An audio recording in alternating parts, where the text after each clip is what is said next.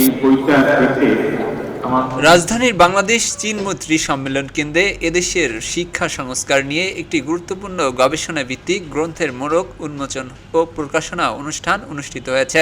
প্রাথমিক ও গণশিক্ষা মন্ত্রণালয়ের প্রতিমন্ত্রী ববি হাজ্জাজ রচিত বাংলাদেশের শিক্ষা সংস্কারের রূপরেখা দ্য লার্নিং নেশন শীর্ষক গ্রন্থটি এই অনুষ্ঠানে আনুষ্ঠানিকভাবে উন্মোচিত হয়।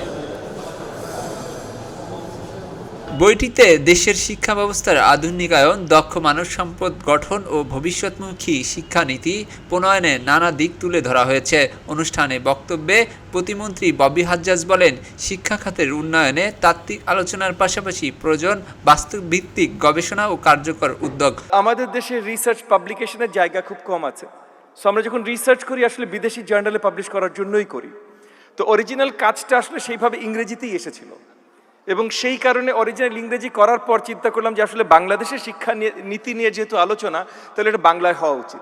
তিনি আরও বলেন, দেশের বিভিন্ন শিক্ষা প্রতিষ্ঠানে অবকাঠামো সংকট এখনও বড় চ্যালেঞ্জ হয়ে আছে। কোথাও পর্যাপ্ত শৌচাগার নেই, কোথাও জমির সংকট। তবে এসব সমস্যা সমাধানে সরকার পরিকল্পিতভাবে কাজ করছে। এবং একাডেমিয়া এবং বাস্তবতার ভিতরে কিছু ফারাক থাকে।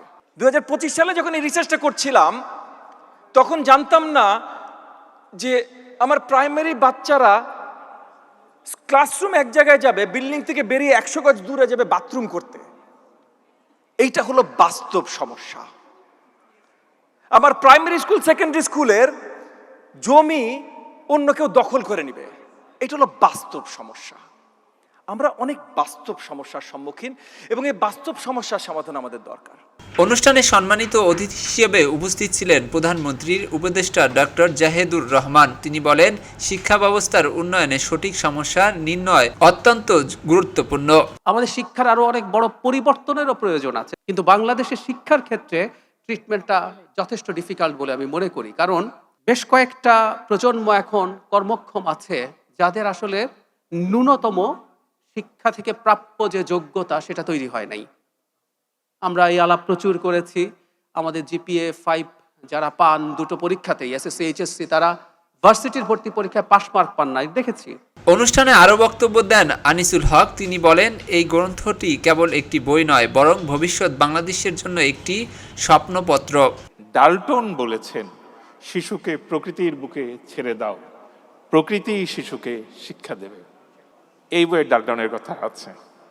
আমি ববি হাজ্জাজকে অভিনন্দন জানাই এবং আমাদের পাঞ্জেরিকেও অভিনন্দন জানাই। এই বইটাতে প্রিন্টিং মিস্টেক নাই, আমি একটাও মুদ্রণ প্রমাদ পাই নাই। আমাদের যদি নৈতিক মান উন্নত না হয় তাহলে এই শিক্ষা কিন্তু ভয়াবহ দানবে পরিণত করবে।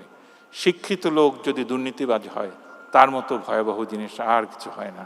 আমরা শিক্ষা চাই, সুশিক্ষা চাই, দুর্নীতি বিরোধী, দুর্নীতি মুক্ত বাংলাদেশ চাই।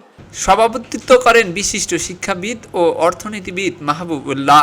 এছাড়াও বইটি নিয়ে আলোচনা করেন রাশেদা কে চৌধুরী, দেবপ্রিয় ভট্টাচার্য, সলিমুল্লাহ খান এবং আব্দুল নূর তুষার।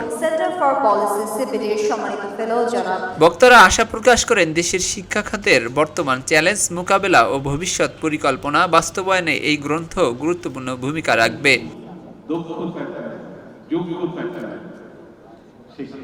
খবরের কাগজ, নিখাদ, নির্ভীক, নিরপেক্ষ।